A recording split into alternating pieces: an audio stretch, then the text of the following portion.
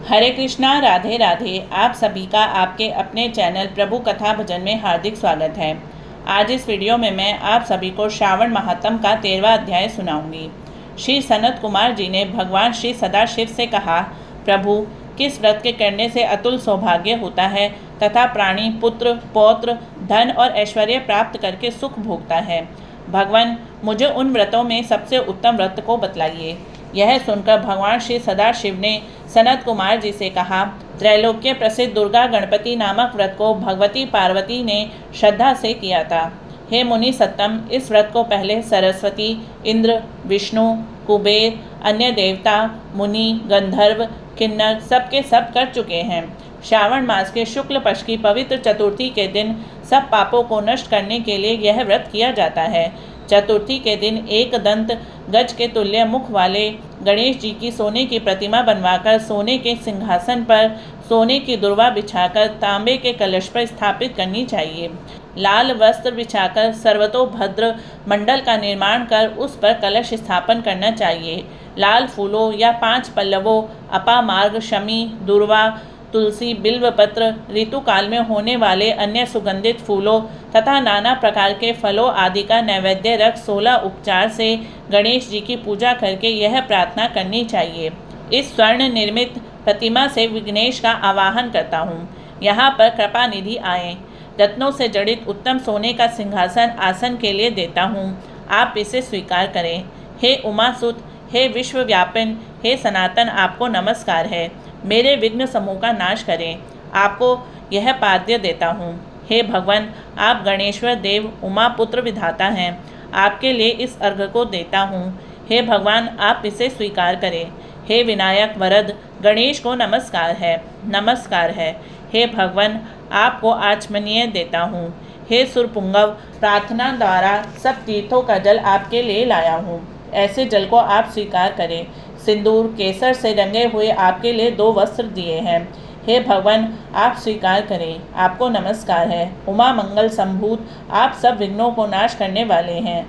हे लंबोदर देव, इस चंदन को आप स्वीकार करें। हे सुरश्रेष्ठ, लाल चंदन चर्चित इन अक्षतों को मैंने भक्ति से चढ़ाया है, सुरश्रेष्ठ, इसे आप स्वीकार करें।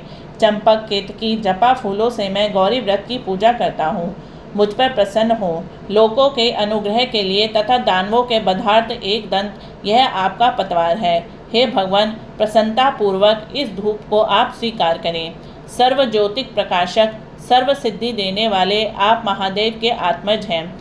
इस दीपक को मैं आपके लिए देता हूँ, आपको नमस्कार है। गणनात्वम, इस वैदिक मंत्र से लड्डू आदि तथा चतुर्विध अन्न को और खीर, लड्डू आदि, कपूर तथा इलायची युक्त पान आदर से मुख में रखने के लिए दे रहा हूँ, अतः आप मुझे शांति दें। हे गणेश्वर, हे गणाध्यक्ष, हे गजानन, गौरीपुत्र, मेरा व्रत आपके प्रसाद से परिपूर्ण हो। इस प्रकार अपने वैभव के विस्तार हेतु विघ्नेश की पूजा करके सामग्री सहित आचार्य एवं गणाध्यक्ष से यह प्रार्थना करें। हे भगवान, हे ब्रह्मा गणराज, इसे आप दक्षिणा सहित स्वीकार करें। आपकी कृपा से मेरा यह व्रत पूर्ण हो।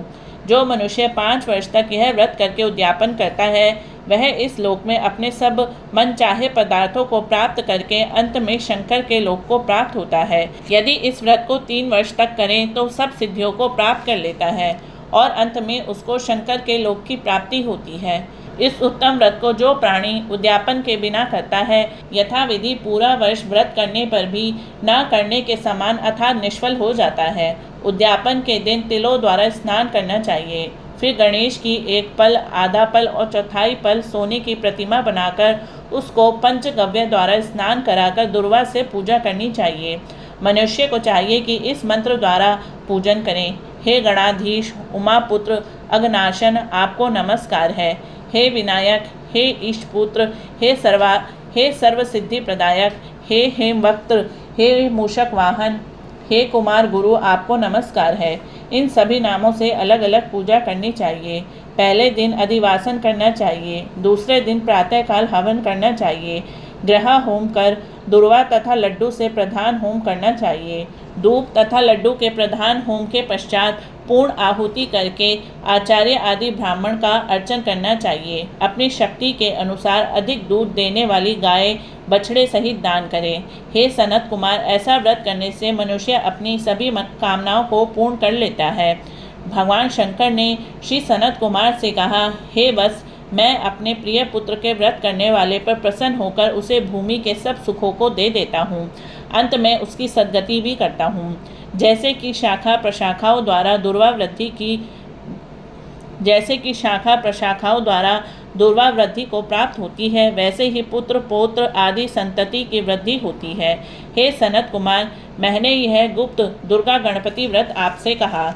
यह अत्यंत उत्तम है। इसे सुख की इच्छा वाले मनुष्य को अवश्यमेव करना चाहिए। इति श्री 13वां अध्याय समाप्तम।